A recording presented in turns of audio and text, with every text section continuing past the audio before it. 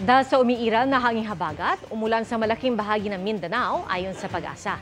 Ang ilang lugar doon nalubog sa baha at may pagguho pa ng lupa. Nakatutok si Sara Hilomen Velasco ng GMA Regional TV.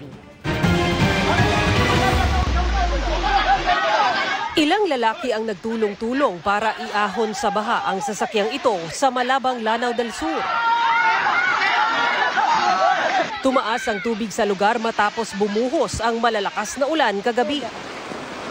Sa tala ng Lanao del Sur PDRRMO, 2 ang nasawi at may 2 nawawala. Mahigit 5,000 pamilya ang apektado.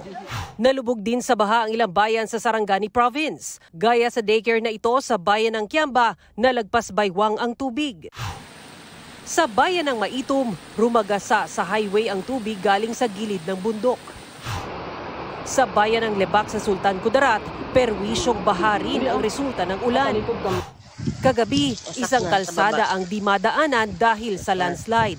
Patuloy ang clearing operations.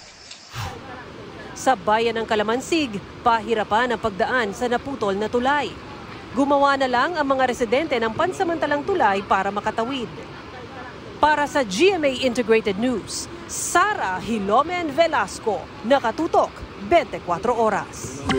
Mga kapuso, patuloy na tumutok sa mga balita. Mag-subscribe sa GMA Integrated News sa YouTube. Sa mga kapuso abroad, samahan niyo kami sa GMA Pinoy TV at www.gmanews.tv.